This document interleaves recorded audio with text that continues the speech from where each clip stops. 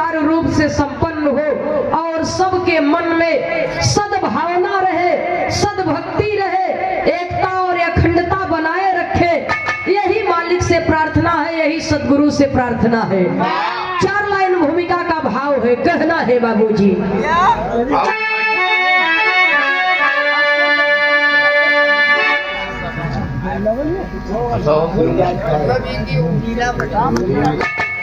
उल्टियाँ निकाल रहा उल्टियाँ।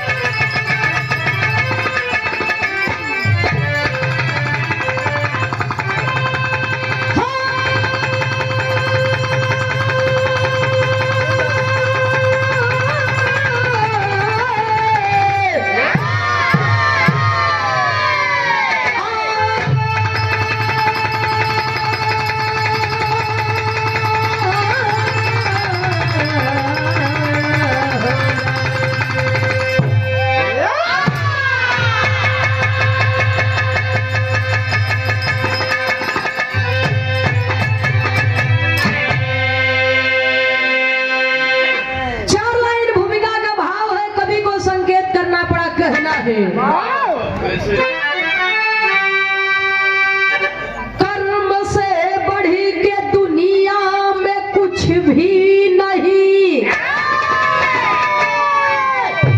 कर्म से बिगड़े बनता हो इंसान है। कर्म को प्राथमिकता भाई सद्गुरु दिए,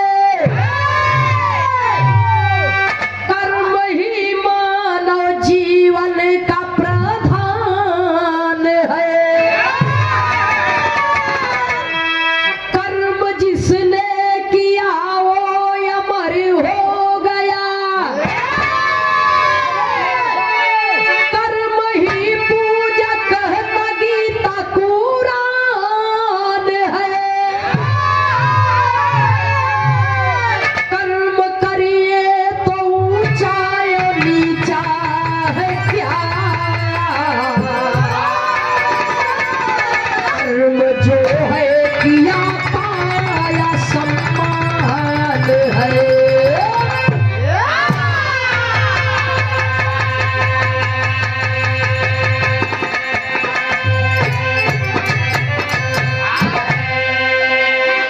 सुनने वाले श्रोता सज्जनों, ए मिर्जापुर की पावन धरती है, कलाकारों की धरती है, विद्वानों की धरती है, महापुरुषों की धरती है। जरा गौर करेंगे, कर्म करने वाले इंसान कभी विफल नहीं होते हैं। माननीय बाबा साहब यदि गरीबी को लेकर के परेशान होते, केवल रोते, पढ़ाई न करते, कर्म न करते,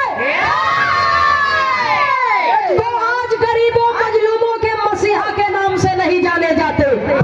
उन्होंने कर्म किया, पढ़ाई किया, मेहनत किया और तब जाकर के संविधान के रचयिता बने, निर्माता बने। संत शिरोमणि बाबा रविदास जी सदैव सब पर ध्यान छोड़ करके केवल अपने कर्म में लीन रहे। तो हमारा कर्म ही प्रधान है, हमारा कर्म ही सर्वोपरि है।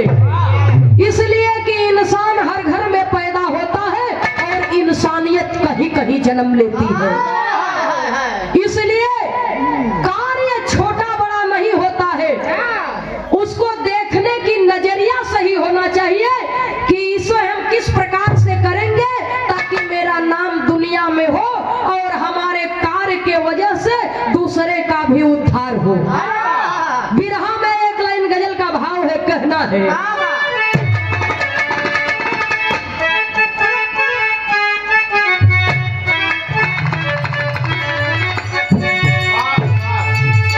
इस गजल का फिल्मी भाव था, सरफरोशी की तमन्ना अब हमारे दिल में है, देखना है जोर कितना बाग में कातिल में है।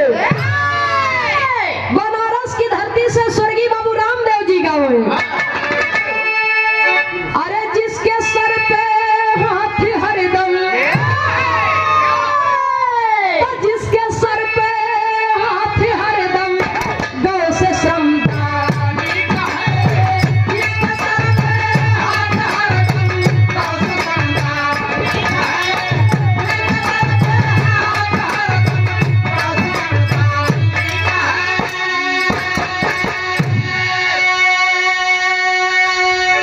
है, जिसके सर पे हाथ हरदम गौ से श्रमदानी का है। अरे जिंदगी का क्या भरोसा, ए बाबू जिंदगी का क्या भरोसा, बुलबुला पानी का है, जिंदगी का क्या भरोसा, बुलबुला पानी का है, जिंदगी का क्या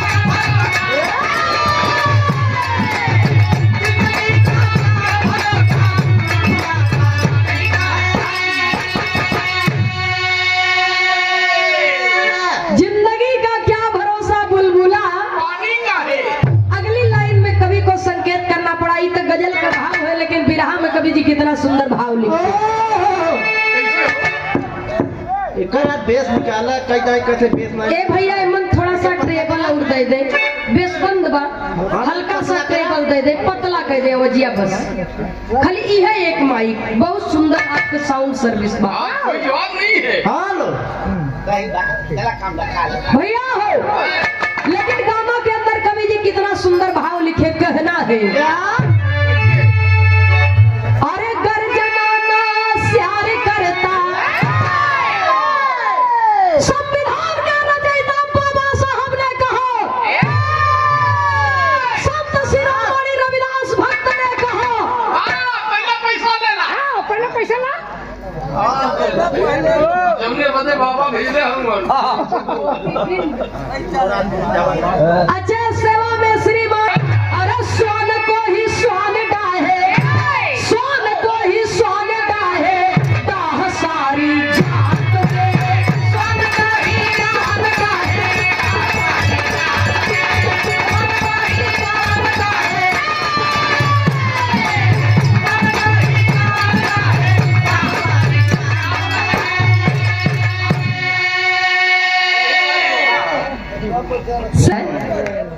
आवाज। अरे जिसके सर पे हाथ हरदम गौ से श्रमदानी का है, अरे जिसके सर पे हाथ हरदम तो गौ से श्रमदानी का है।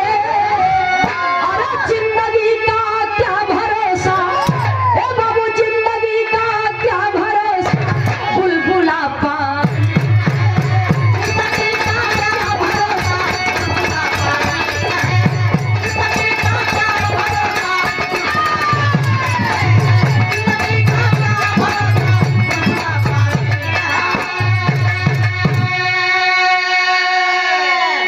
गर्जनाना श्यार करता शेर की औकात में, स्वान को ही स्वान डाहे, डाह सारी जात में।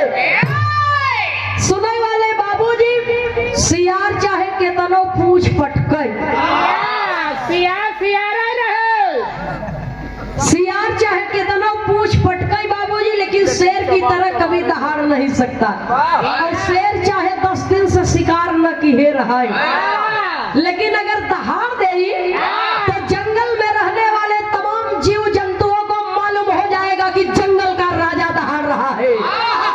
दिया राजा। तमाम जयकार घुस जाएंगे। स्वान को ही स्वान डाहे, डाह सारी जात में। तू काहे सुखी है, यही से हम दुखी है। मेहनत नहीं करे छे। मेहनत क्यों नहीं करे चाहत? अरे बतू बस दूसर के कुर्ता बढ़िया पहिरा था, अगर हम न सियाई पाओ तो मौका देखब तो तोहरो फाड़ दे। या अगर हम साइकिल ना खरीद पाओ तो तुम्हारे वाले का हवा निकाल दे। इन्हीं में लोग परेशान है। वाह। जितना लोग अपने दुख से नहीं परेशान, उतना पड़ोसी के सुख से परेशान। और पड़ोसी के झाड़ बहुत बेकार होते है। इसलिए लिखा गया कि तू काहे सुखी है, यही से हम दुखी है। दुखी जिन हो, मेहनत कर, परिश्रम कर तो हम आगे बढ़े। ईर्ष्या करे से कुछ मिले वाला नहीं बा। जौने दिन 1585 में ये चीज समझ में आ जाए बाबूजी, वो दिन लड़ाई खत्म हो जाएगी। कहानी की शुरुआत ही है इहवे से कहना है।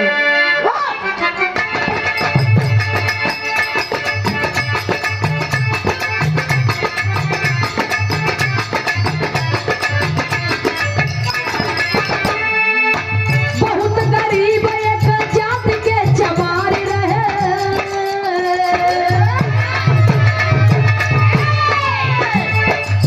बहुत गरीब एक जाति के चमार रहे, कर चमड़ा का काम यही कारोबार रहे।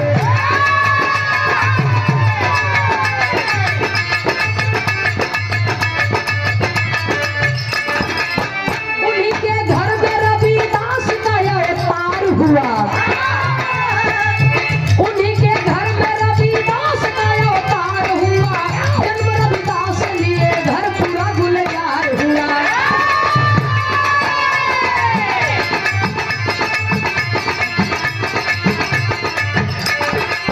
सदा जितेंद्रिय होकर कर्म में वो लीन रहे,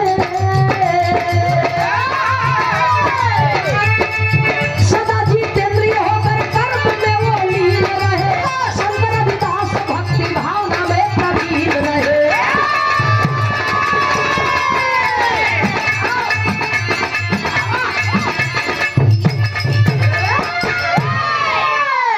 सुनने वाले बाबूजी जरा गौर करेंगे।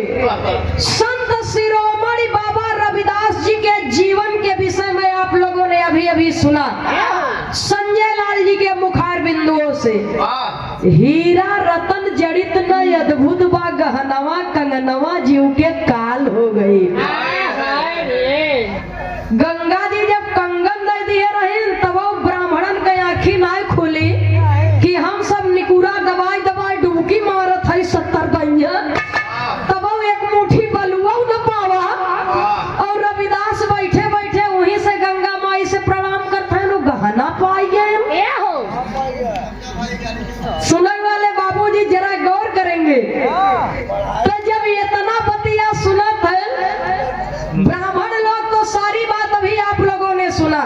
अंत में भक्त रविदास जी ने कहा, जैसन कंगन तोहरे हाथे बा, हमारे घरवा में चला जा, कठौती में पानी बा, वही में हाथ डाल के निकाल ले, ऐसा तो 50 मिल जाए। कंगन का जोड़ा अंत में लगाई दिए।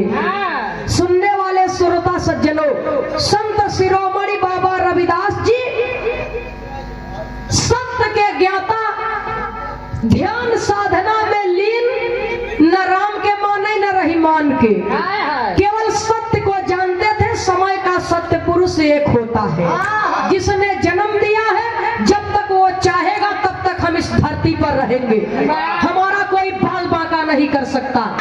और जिस दिन श्वास की डोरी टूट जाएगी, कोई चाह करके भी हमें नहीं रोक पाएगा। कवि को संकेत करना पड़ा बाबूजी। बिरहा में एक लाइन तर्ज का भाव है, कहना है।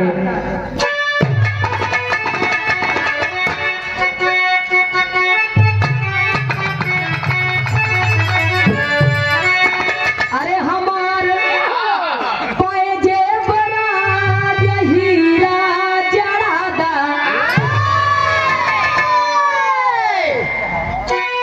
अरे उड़ने झूलनिया पे, तो उड़ने झूलनिया पर जहाजिया उड़ादा।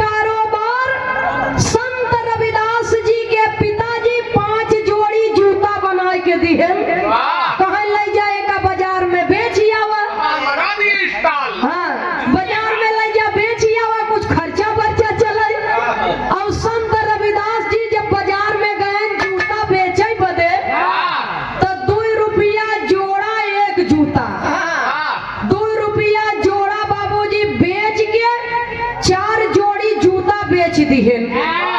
4 जोड़ी जूता बेच दिहन और जौन 5वां जोड़ी जो वाला जूता रहा और ओके दे दिहन दान में।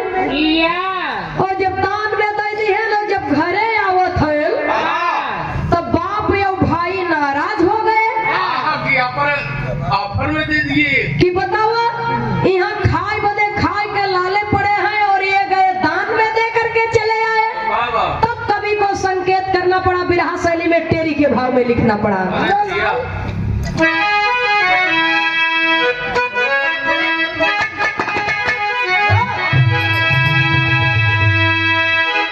अरे मोरे राम, अरे नाराज बाप भाई हो गए, आए गांव के बाहर कुटिया रहे बनाई, आए गांव के बाहर कुटिया रहे बनाई, नाराज बाप भाई हो गए। कहीं बतावा और बाकी है 5वां जोड़ी जूता, कहाँ एक ठे बेचारा गरीब लकड़हारा रहा और लकड़ी काट के लौटा रहा, ओकरे इतनी बड़ी गरीबी की पाँव में ओकरे पनही नहीं रही और कांटा गड़िए रहा और बाप बेटवा दोनों रोवत रहे, बैठा रहे। यही बदे हमरे दया आई गई, एक जोड़ी जूता हम लकड़हारा के दे दिया। अब इतने पर पिताजी नाराज हो गए, नाराज हो गए और भाई दुई तमाचा मरबो भैन गाले तक के और पिताजी कहन कि तू मेरा सर्वनाश कर देगा। पिताजी मार के घरे से निकाल दिए और जब घरे से निकाल दिए तो रविदास जी घर से चल पड़े और घर से बाहर गांव के बाहर एक कुटिया लागेन बनावे और जब कुटिया बनावे लागे तब कवि को संकेत करना पड़ा। बिरहा में एक लाइन तर्ज का भाव है मास्टर साहब, फिल्म काला पत्थर से।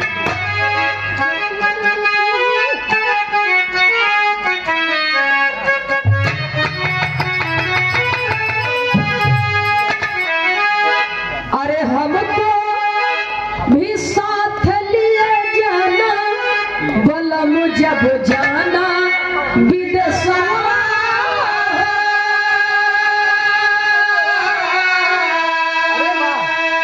मतारी बहिन लोग गाए हैं नई झुलनी के छैया बलम दोपहरिया बिताइल हो। इसको बाबू रामदेव जी भी गाए हैं और गायिका उर्मिला श्रीवास्तव जी ने भी गाया है युगल गीत। अरे नई झुलनी के छैया,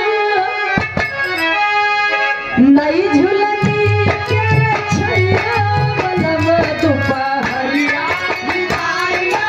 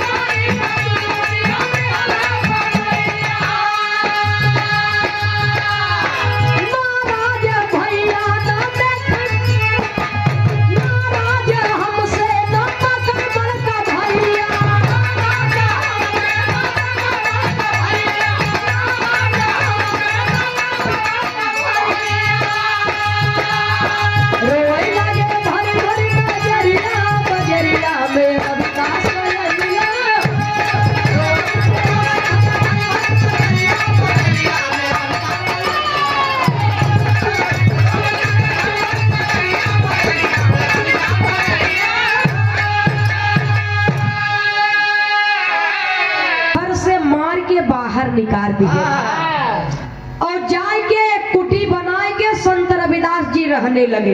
धीरे धीरे समय बीता, बाल्य अवस्था क्रॉस किए, जवानी की दहलीज पर कदम रखे। शादी हुई, घर में गृह स्वामिनी आ गई। और जब गृह स्वामिनी आ गई, सुनने वाले श्रोता सज्जनों, धीरे धीरे समय बीते लगा। और जब समय बीते लगा तो जवन काम पिताजी कर रहे थे वही काम स्वयं रविदास भी करने लगे। रोजी रोटी के और कोनो जरिया बाना ही, तो कर्म करे में कौन संकोच बा, कार्य करे में कौन संकोच बा। वही चमड़े का कारोबार जो पिताजी का था वही बेटा भी करने लगे। और जब स्वयं रविदास भी चमड़े का कारोबार करने लगे तो एक दिन उनके साथ में एक घटना घटी। पैसा ले लो पहले।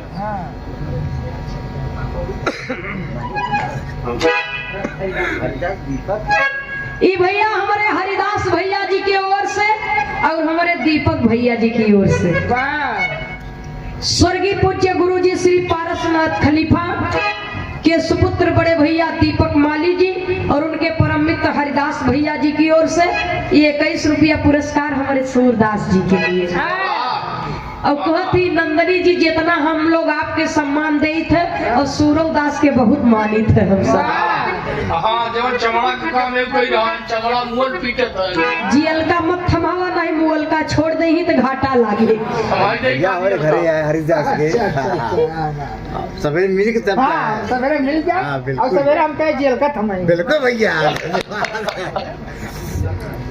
भैया हो, जब दुल्हन आ गई, घर की रस्ती बस गई, एक पहिया पर गाड़ी चलत रही, दूसरा पहिया आ गया।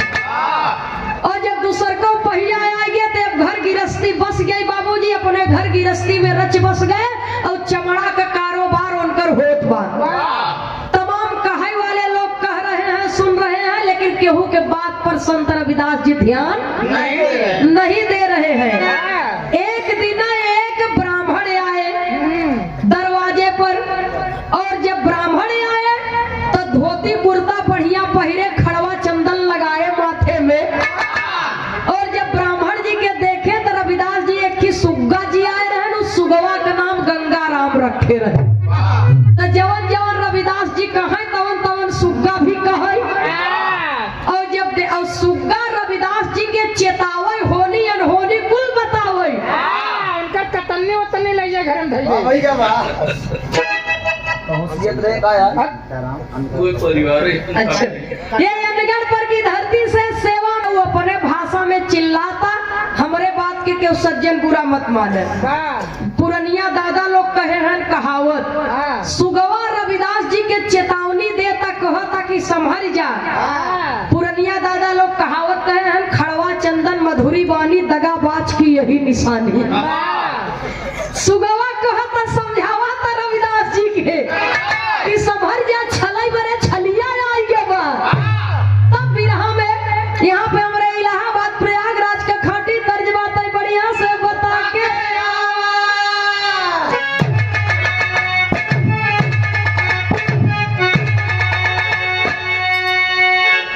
अरे राम झकोरा मोरे झुलनी।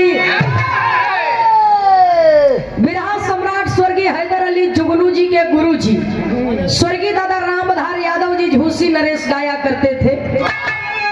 उस्ताद लोगन के तरह तो न बनी, ये लिए कि उस्ताद उस्ताद ही रहे, नंदनिया नंदनिया रही। लेकिन अब वही हम सीखत है, प्रयास है, कहना है। भाई अरे राम झकोरा मारे झुलनी, ए सुनई वाले भाई झकोरा मारे झुलनी। ओ है साड़ी लहराई, झकोरा मारे झुलनी।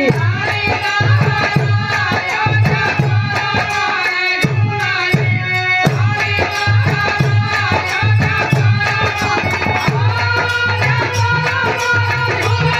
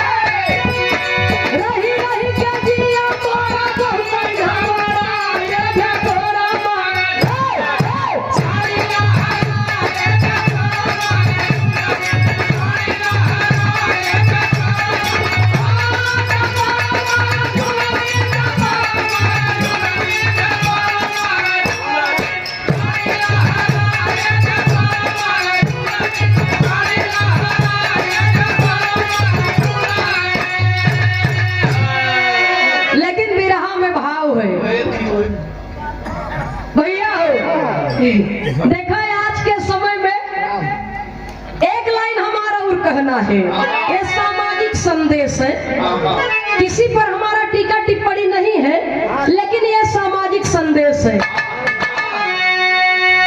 ए भैया राम बनवाई मनाई, कहो जेके राम बनाए नु राम के बनवाता है। माटी सान के माटी सान की जिया ये सोच तो परिवार है, बढ़त परिवार में क्यों मरबई न करते, जे मरद प्राण डाल दिया जाता है ऊपर भीतर। मनाई तो इतनी बड़ी लंठई भाई। हाँ मनाई तो तना माई बने के दीपावली बेच देते। भैया पानी पावत मान माई गल जाती। ए सुनई वाले बाबू राम बनवाई मनाई, ए भाई राम बनवाई मनाई, मनाई बनवाई राम के, राम बनवाई मनाई, मनाई बनवाई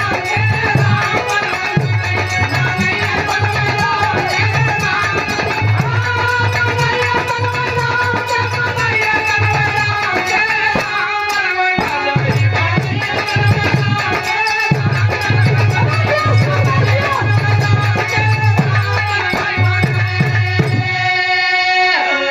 दो तीन जने पर एक्टिंग किए हैं।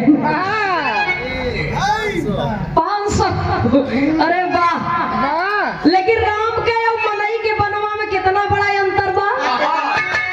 कहे राम के बनावल मनई डोलई और बोलाई, अरे मनई के बनावल राम नहीं कौन काम के, राम बनवाई मनई, मनई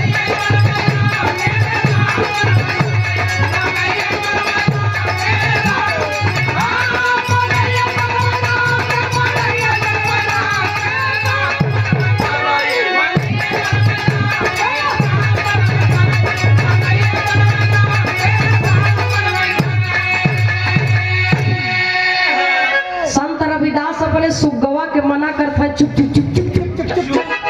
अतिथि देवो भव के दुआरे आ जाए तो कर बेइज्जती करे के ना चाहिए। लेकिन सुग्गा तो ओरिजिनलिटी जाना था, वो मनता ही नहीं।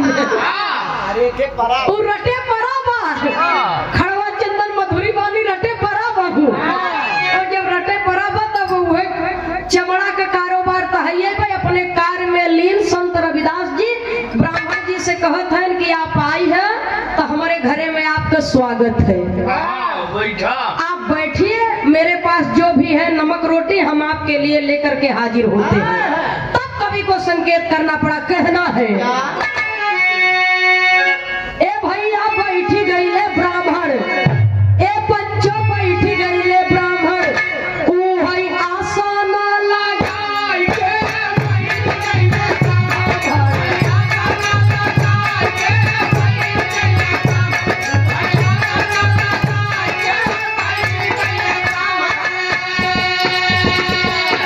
देखै रविदास नाही, देखै रविदास नाही, नजरा उठाई के बैठ गई ले ब्राह्मण। ऊ है आसन लगाई के बैठ गई ले ब्राह्मण।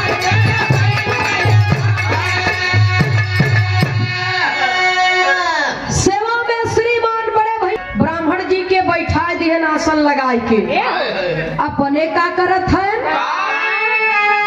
नीचावा नजर कह के बैठे रविदास हो।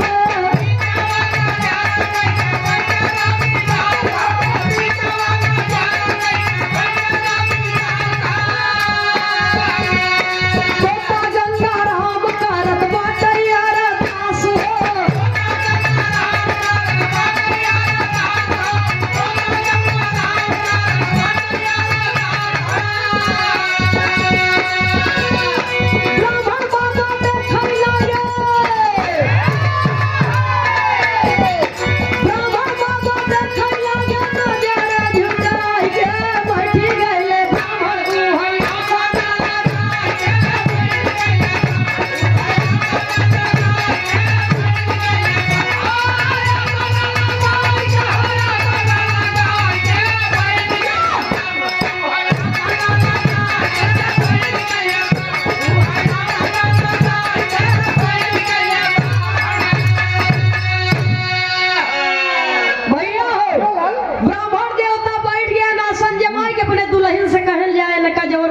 खिलैयावा खियावा पियावा।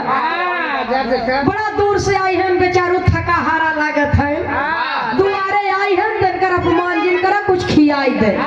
जा देखा कगरिया में रहा तो झुराई के हो पहले वाला कहाँ जलियावा कुछ खियाई दे। गंगाराम कहाँ कुछ जिन खियावा छलिया है तो छलैया आई है। सुनई वाले बाबूजी, सेवा सत्कार की है ना, सेवा से ब्राह्मण जी खुश हो गए। देख सेवा से जब खुश हो गए तो कहत कहा है, एक लाइन तर्ज लगी मास्टर साहब कहना है,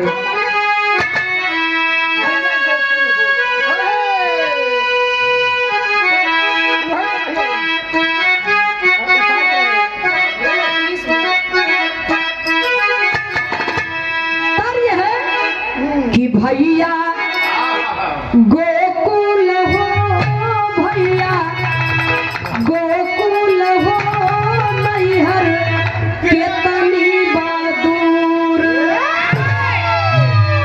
लेकिन ब्राह्मण जी कहत हन तोहरे सेवा से हम खुश हो गए हैं, एक सामान देते धई लेते।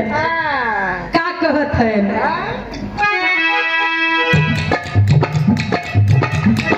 ये का रख लेता हो, एक थी रख लेता हो, अपन पास ही सामान रख लेता हो, अपने पास ही सामान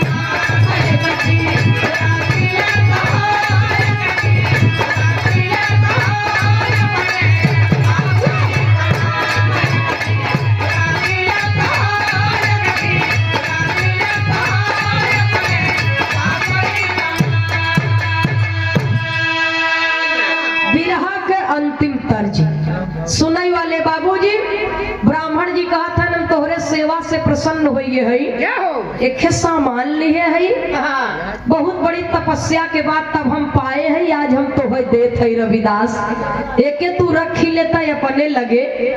जब इतना बात सुनत है रविदास जी कहे तू पंडित मनई है और हम जात के चमार हई, तोहार बिरादरी पूरा काशी में वैसे ही हमें बदनाम की है, छुएना चाहत है, काहे मारा चमार सार न नहाए के न धोए के, बड़का भगत बनावा कहत हम परमात्मा के साधक हई, हम सदगुरु के साधक हई, और न नहाए के न धोए के, न कभो तेल लगावे न कभो साबुन लगावे, गंधात रहत लम्बई से, वैसे ही हमें बदनाम की है, न तू पंडित है तो हम कैसे छुई। एक काम करो वही मड़ही में खोस दे। पहले जब मड़ई उड़ई बने, छोकड़ी बने, हाँ तो कहा वही जवन लगा बा बल्ली बांस लगा बा हुमन, हाँ वही बांस चीर चीर के ओका फटिया के बांधे रहे, कहा वही में खोस दे। जब हम जाब नहाए वहाए के आऊ तो देखब तो हम सामान हाँ तो है छुई ले तो या पवित्र हो जाबा। पता नहीं कितना पवित्र उ सामान बदे था, छुई लिया हम सरी जाए तब का कर वही धाई दे हम नहाए के आऊ तब देखब। इतना कह के बाबूजी रविदास जी अपने काम में लग गए। अब ब्राह्मण जी उस सामान वही ठाठे में खोस के चला गए। वो सामान है क्या? वो है पारस पत्थर। पारस पत्थर होके ठाठे में खोस के चला गए। और जब खोस के चला गए बाबूजी, हम रविदास अपने कार में मशगूल हैं, बिसर गए। बिसर गए कि एक पंडित आए रहे सामान दे के गवा है कुछ देख तो ले वही का हमारे घरे में धरावा। वो भूल गए अपने कारोबार में लपटियान है। एहर जब समय बीता तब ब्राह्मण फिर आए एक दिन। तब कवि को एक लाइन तर्ज देना पड़ा, बिरहा के अंतिम तर्ज में कहना है, अरे रेलिया से उतरे जहाजिया पे बैठे कबहू अइबा करिहन, कबहू अइबा करिहन, मोर बूढ़े सजना कबहू अइबा करिहन, मोर बूढ़े सजना कबहू अइबा करिहन, मोर बूढ़े सजना कबहू अइबा करिहन, कबहू अइबा करिहन।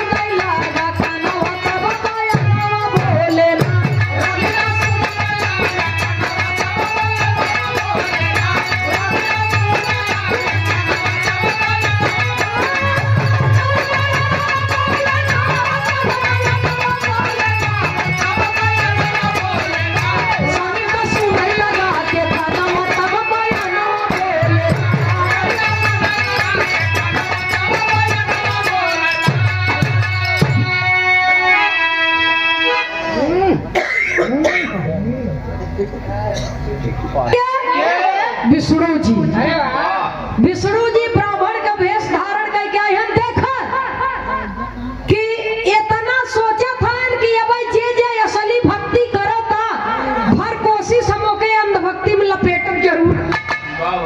सोचा था कि लपेटब जरूर अंधभक्ति में, लेकिन जे असली भगत बा वो अंधभक्ति में न जाए। पारस पाथर वही खोसा को खोसा ही रह गया ठाठे में मड़ही में उनके।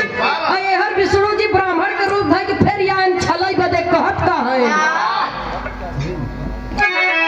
अंतरे के लाइन में कवि जी कितना सुंदर भाव लिखे, आया विष्णु जी, आया विष्णु ज्ञानी देखे भारी के नया नवा, आया विष्णु ज्ञानी देखे भारी के नया नवा, आया विष्णु ज्ञानी देखे भारी के नया नवा। फिर से गंगा राम तोता बोला है बयानवा, गंगा राम तोता बोला है बयानवा,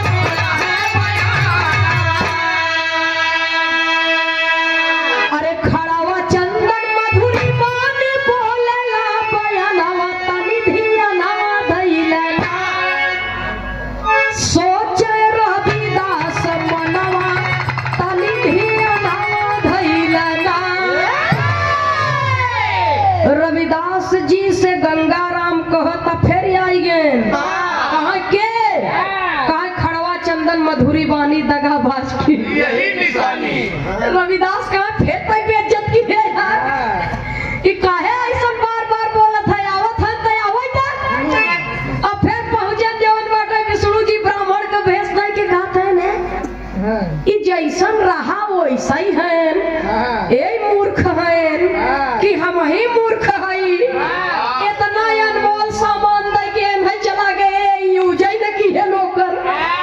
नहीं मूर्ख है। तब आल्हा के लाइन में कभी को संकेत करना बड़ा कहना है। दास भैया आपका पुरस्कार तो अनमोल बा हमारे लिए। बहुत बहुत सादर नमन है, आशीर्वाद की कामना है। दीपक भैया को बहुत बहुत सादर नमन है, सकल पंच को नमन है। आल्हा के लाइन में कभी को लिखना पड़ा कहना है।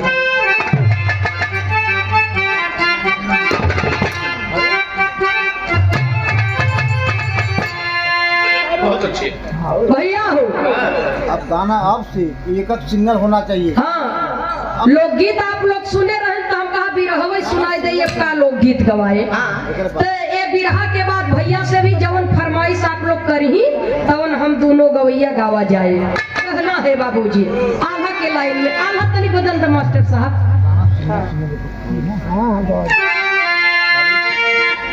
हाँ और बदला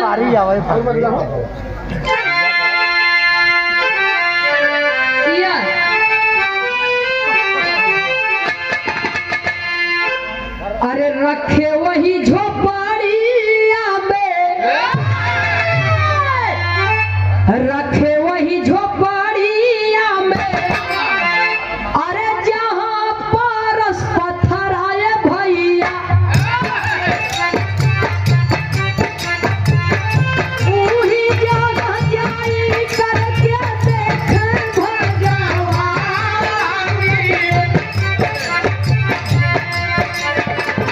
तीनों लोकवा के स्वामी सोचे मनवा में पंचो। वाह वाह भक्त तुहरा गजब पहचान।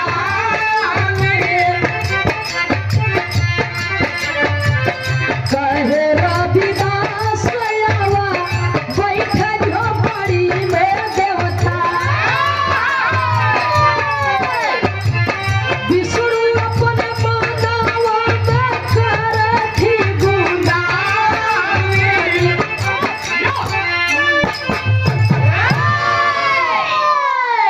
भैया हो विष्णु जी कहत हैं उहई झोपड़ी उहई गरीबी उहई रविदास वही खो पड़ी वही बदलत ना। और उहई इनकर परिस्थिति और उहई सुग्गा ई ससुर हमें पर बेइज्जत करता बदनाम करता। सुनई वाले बाबूजी उहई गए जो ठाठे में खोसे रहे बांसे के फट्टी में। और जब खोसे रहे तो पारस पाथर निकाल के रविदास जी के ले जाए के ऐसे दे लागे। कहाँ ये रविदास तू बहुत सीधा साधा है, तू बहुत सीधा साधा है, मूर्खता मत कर।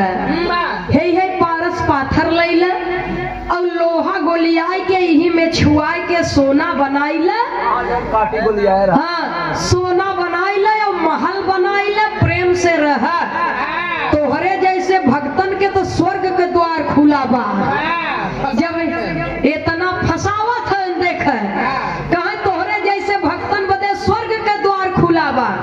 रविदास जी पारस पत्थरे कहती देखबे न भाई मुड़ी उठाई के कि पारस पाथर होत कैसन।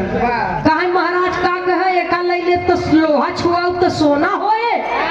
तब वह रविदास जी करत का है। खड़ी के लाइन में कवि को लिखना पड़ा कहना है।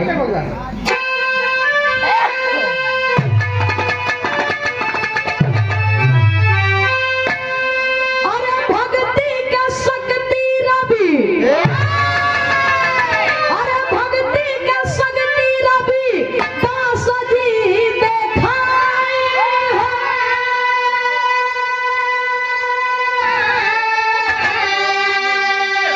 अब माथे के पसीनावा से सोनावा बना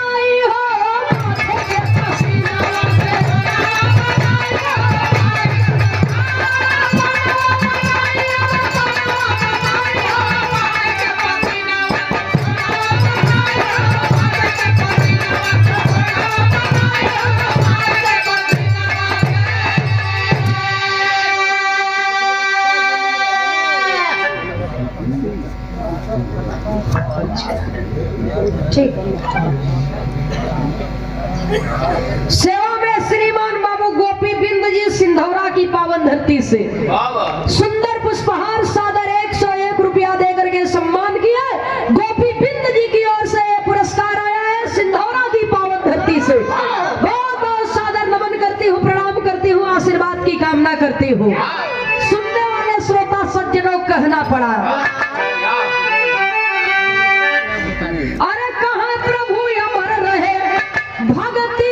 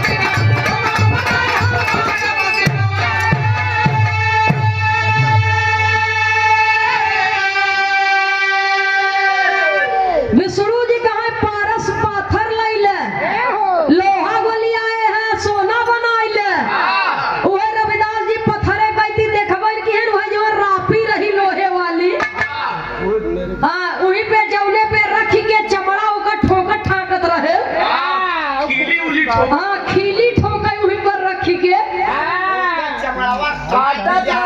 और चमड़ा काटे बाबूजी जवन वो लोहे के। ये नंदने चमारक रापी लोहारक रुखान मॉडल एक ही होते अरे बगला चिंता जिन करे विश्वकर्मा भय नहीं याद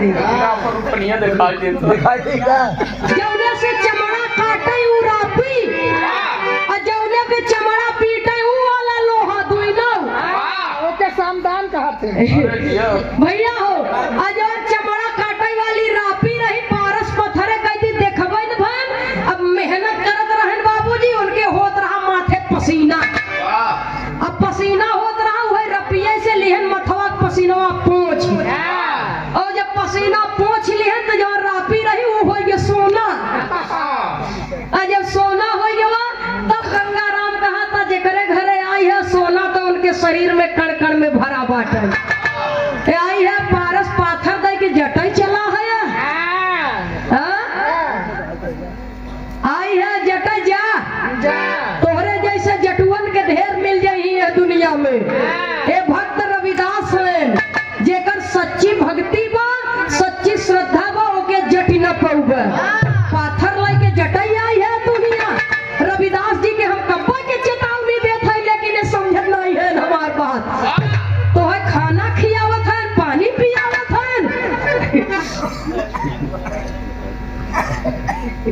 परम आदरणीय प्रभु सदे सेवा में श्रीमान बड़े भैया दीन रविदास जी अपने भक्ति से और वैसे ही बाबूजी विष्णु जी के अपने भक्ति के शक्ति दिखाई दिया। कहाँ फर्क ये तनाई बा तू सब जटाई निकरा है कि अंध भक्ति में अनहरन की नाई भटकी लेकिन हमारे पास ये अंध भक्ति नहीं ना जवन बा ओरिजिनलिटी चीज बा। हला लैला तू ले जाई सोना केहू गरीब दुखिया होए ओका दे दिया ओकरे काम में आई जा। हम दूसर रापी ले ले बापन चमड़ा उमड़ा काटब काम कर। सुनने वाले श्रोता सज्जनों इसीलिए कहा जाता है अनहरे के दिया से अजोर नाही होई बिना सदगुरु सबुना लगाए तनवा गोर नाही होई अनहरे के दिया से अजोर नाही होई सबुना लगाए तनवा गोर नाही होई। जवन मालिक बने दिए वह माई के कोख कोहारे के आवा है क्यों गोर होएगा क्यों करिया होएगा क्यों सांवर हो गया, क्यों गेहुआ कलर हो गया। अच्छा सब क्यों मालिक एक कई रंग एक कई रूप एक कई चेहरा के बनाए हो तब चाहिए जखरे घरे में घुस गया।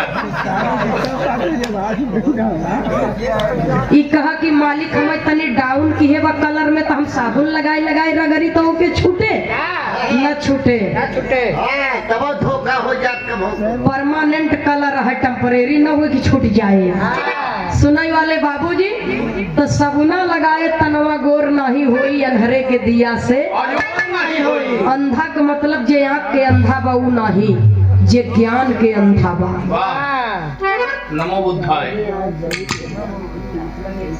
हमारा और श्री कृष्ण जन्मोत्सव पर बहुत शानदार कार्यक्रम का आयोजन आप कराते हैं। कार्यक्रम के आयोजक बड़े भैया श्रीमान गणेश पाल जी, आपके कर कमलों द्वारा ये सादर 101 रुपया दे करके सम्मान किया गया।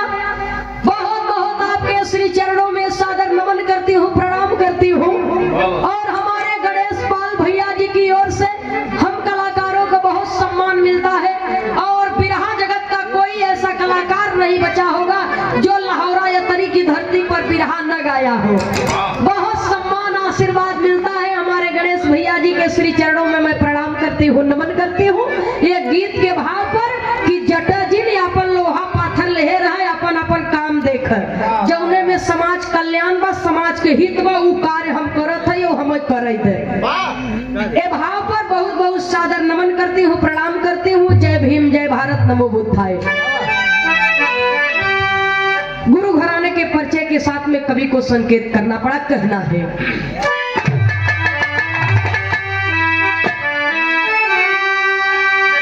स्वामी सीता राम हित कवि लहुरी स्वर्ग सिद्ध